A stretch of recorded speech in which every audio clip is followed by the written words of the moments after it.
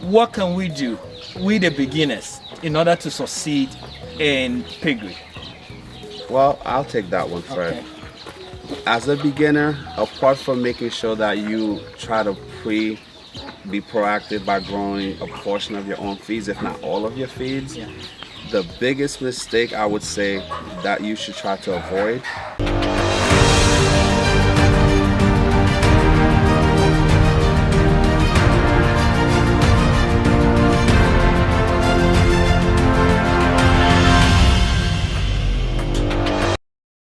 Hello guys, once again welcome to Sementia Farms and Value Farms. I'm still in Uganda, as you guys know, and I'm spending some amazing time with Tina and Grifton here at Value Farms, and we're learning so much. As you guys know, we released an episode about pig farming. If you haven't watched it, I'm gonna link it right here. Go and watch it. Today we are still continuing that conversation, but we're going in details. As some of you are already farmers, some of us are still learning to start. What is it going to take for us to succeed in the pig farming industry? And that's why we're learning from people that are actually doing it and are multiplying. This is not research, this is not book knowledge, this is experience. And that's what I like to get. And I'm going to share that with you guys as well. So guys, once again, thanks for having me in Uganda. You're welcome. You're welcome to Value Farm. Yeah, and if you guys don't know Value Farm, go on YouTube and search for it. I've been watching Tina, from in Ghana for years, being like, okay, and finally I'm here. So, thanks for making the dream come true, and thanks to you too, But today we want to talk about how do we succeed in pig farming. And I think before that, let's even talk about some of the mistakes that people do in pig farming, the practices. That's actually a really good starting point.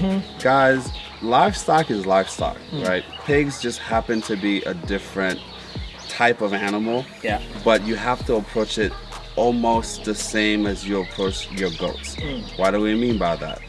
Goats can be a bit more flexible because they have more option, more freedom to eat, right? Yeah. But we still urge you to grow your feeds before you bring home your flock.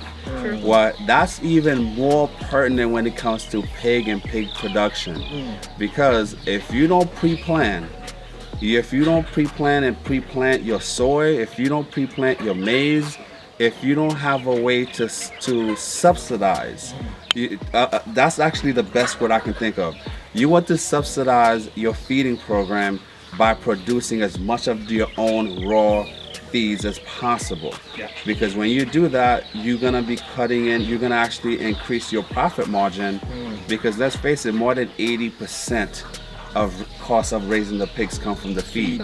So if you can actually give yourself that head start, by growing your own raw materials such as the maize. If you can grow soy, we know soy is not the cheapest thing to come about. However, if you can find yourself with some seeds, you can grow, you can produce that. There'll definitely be that protein that you need. Instead of using fish meal or other concentrate, you can take more of the natural approach, but it will definitely help save you a ton of money. And by doing so, you can grow your numbers much quicker and get to profitability much faster. So the mistake most people make is not following that advice, is by not growing their own feeds. Because when you don't do that, you'll find yourself, it's easy to start with 4 pigs, but when 4 becomes 40, when those cute piglets that you bring home, when they go from eating maybe like a half a kg of feeds per, in the morning, a half a kg in the afternoon, it's all cute until you literally have to then go from half a kg to 1.5 to 4 kgs per day per animal. The cost can really get out of control very, very quickly. Thank you very much, and I think you've made a very important point, and we've been preaching this to you guys over and over.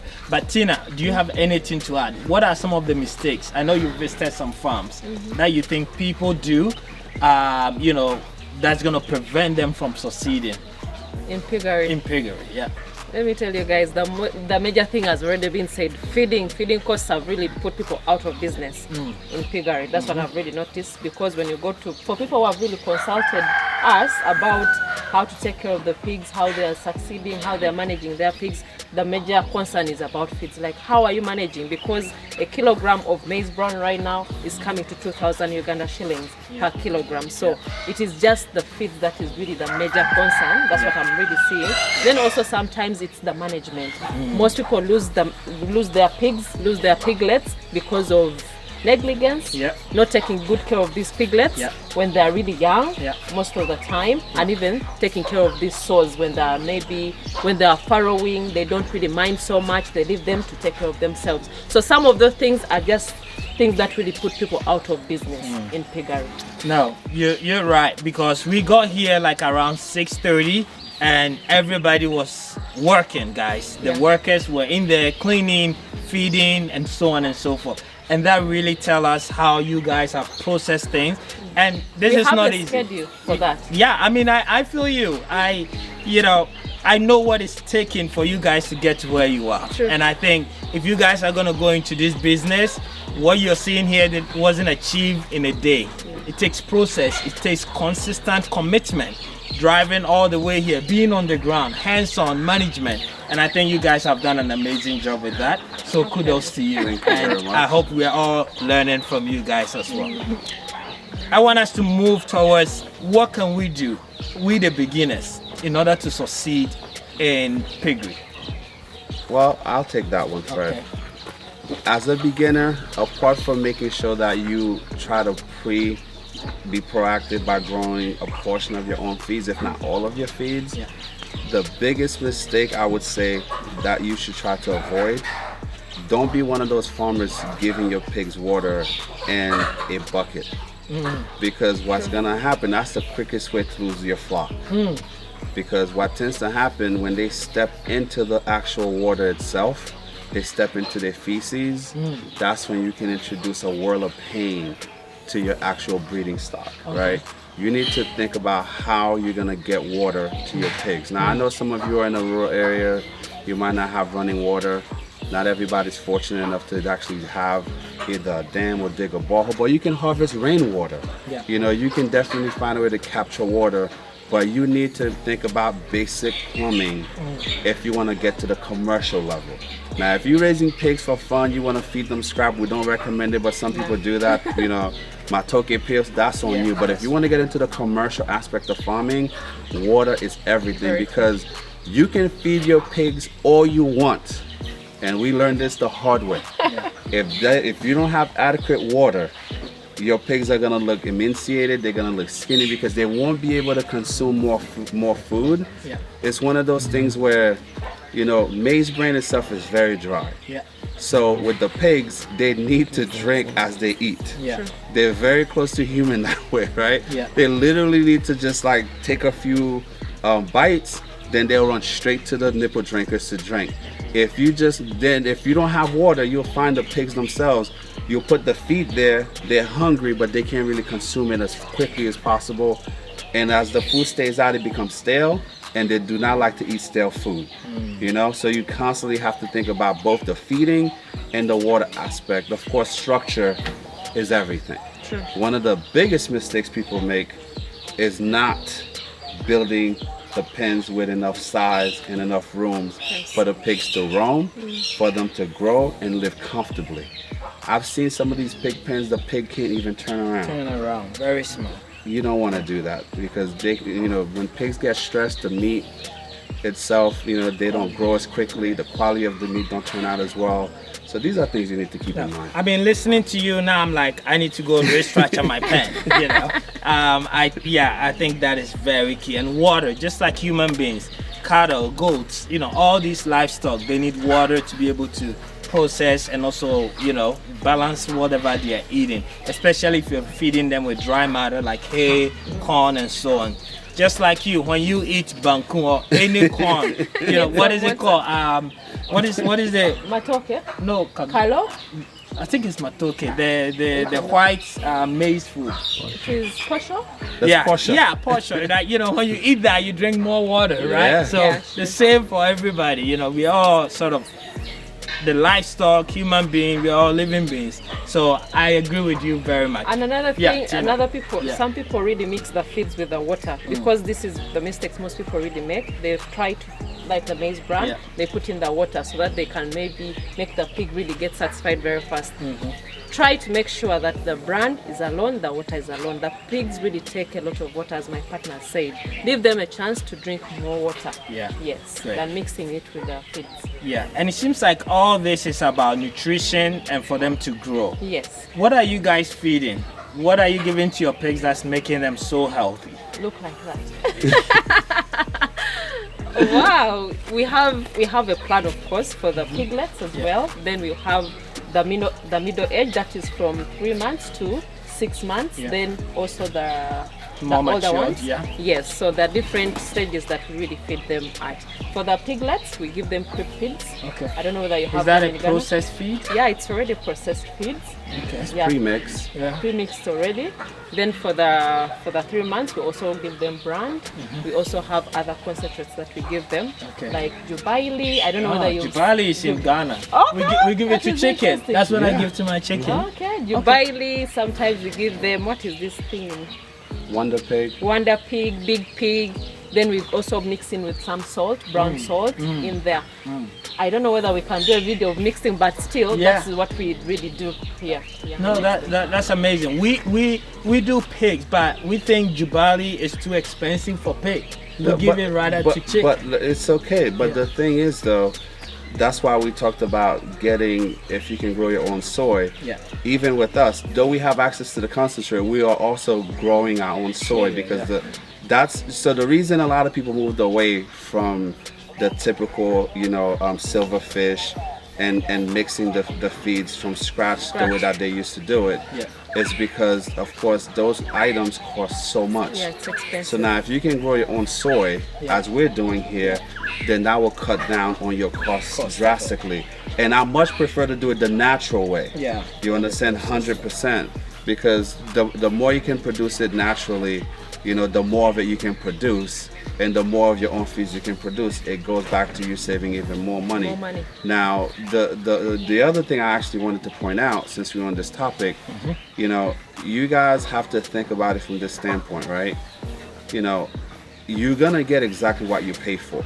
You understand? Yeah. And pigs, this is, again, we don't want to keep, going back to mistakes people make.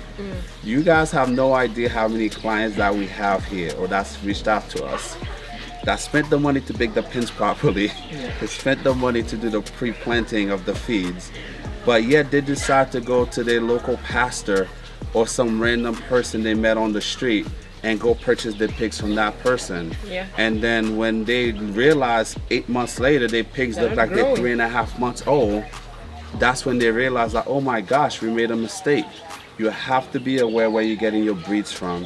It has to be, again, a reputable breeder. Stop me if you heard we discussed the same thing with goats. Yeah. You have to know where the genetics are coming from, because if you don't, you can be buying stocks that has been inbred. Not everybody are as responsible with their husbandry when it comes to keeping pigs, Yeah. or even other animals, but particularly in pigs. And that's a very expensive mistake, because the idea, if you're doing start to finish, by 5.5 months, that pig should almost be at the weight you want to take it to slaughter. And if you don't have that, you have a problem, because believe me, every single day you keep a pig longer on your farm, these are profits you're never gonna see back. Money going back. Yeah. No, I think you guys have really educated us. I want to know if you have any final words. I'm starting, right? What about infrastructure? How do I build my pen? The size of the pen, it depends. There are different compartments that we build. So we have some 10x10s, some 7x7, even some 3x3s. Yeah. Again, if like the grower's pen here is, of course, it's 10x10. The reason we do that is because we wanted to keep anywhere between 30, even up to 40 piglets in there at the same time. And that's the cool thing with piglets too. Yes, they can forget their friends, even their own relatives, but if you introduce them to the same pen at the same time, they can grow till they're like 4 months, till you want to move them to the finisher stage, all in the same pen. You know, as long as you give them adequate room, again, to roam, to sleep, to be able to exercise, right? But then if you, for the sows that are expecting, you can move them into whether 7x7 or even a 3x3 based on the size of the sow. But then after they deliver, you know, then you actually have to move them out. So those are the basic guidelines. How you design it, how you build it, it's up to you. But those are the basic guidelines you can go by. You talked about mistake. I see that sometimes people build and they create a pond because pigs likes to sleep in water. I don't see that here. We actually have a pool in the back. Yeah, we let them out in the back when it gets too hot. They can go and actually cool off, and then they come back in. That's fancy. Those guys are fancy. I don't even have a pool. Yeah, It's a basic one. It's a what really basic happens, one. we really take, because we have so many pigs here, so we take a session like one pen, the other one like Go that. for a swim with For your swim. buddies. Go for a dip. Yeah.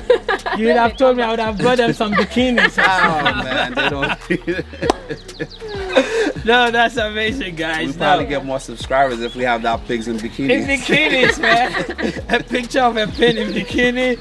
No, that's amazing. I think you guys have solved that problem, because that is one thing that I was thinking about, especially in West Africa where it gets very hot and humid. That's another key point. Again, if you remember one of our previous videos, I told you this climate where we are is conducive to us raising these pigs, because yes, it can get warm, but it doesn't get to the point where it's like over 110, 120 degrees, because they can very easily go into they can die from overheating.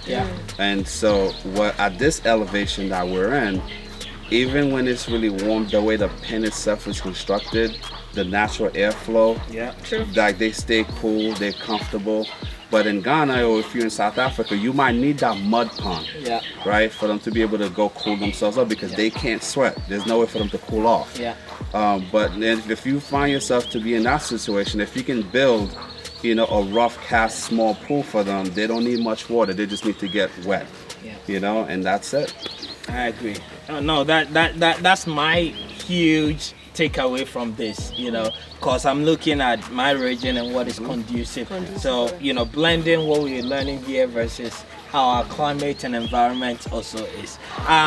Guys, I hope you guys are getting the education you need. I've gotten my pick. Let us know what you think about this and what you know, Tina and Grifton are sharing with you. Guys, I can talk to you all day, but you know, we got to do something else. There's a lot to share. So last words to people watching us who are thinking about going into piggery. Start now. Start now. I like it. Keep it straight. What about you, Tina? Exactly. You need to start now, but of course, you also need to take it as a serious business. Do not play around. Do not take it as a joke. It is a serious business, and you can make lots of money from piggery. I think they are just trying to, you know, tell me something here. You know, I've been dragging my feet on pig farming for a while, but I hear you. I'm gonna start. Yeah. You know, I'm gonna make a bold prediction here, guys. Even though everybody know I'm the goat guy. I love goats. Yeah. And I love my pigs too. But he's recently done something different. I'm gonna predict when Fred actually get into actual pig production, he's gonna come back to you guys and tell you that the pigs are his favorites. You know, parents never want to pick favorite kids, right? You never want to admit it to the public. But then they know it inside their heart, you know. So I'm gonna say in the near future, if Fred takes the leap into pig farming, he's gonna come back and tell you guys, I should have started this 3 years ago. So keep an eye out for that update video. I'm not gonna say your lie. I can't say anything because, you know, I actually dedicated a budget for pig, and I still have that. I still can do that, but I'm loving goats now. But I'm happy to give piggery a try too and see how it goes. Especially if you do it the right way, you'll enjoy it. I am doing the right. I'm gonna learn. I'm here now. Yeah, I'm gonna get every information that I need here to be able to do it the right way and follow your footstep. And of course, we are here to also, you know, help as well, and also share. And you're coming to Ghana. Of course, we'll be in Ghana. You know, my farm is not as nice as yours, Come but on, I'm very sure. We're just getting started. We're just started. No, but it's been amazing talking to you guys, and I hope you guys have enjoyed this video as well. Thank you very much for watching, and if you haven't subscribed, hit the subscription button and go to Value Farm. They have amazing video, a very authentic and real experience that they share with all of us. We all learning together. Thank you guys so much, and see you next time. Next one. Bye-bye. Bye.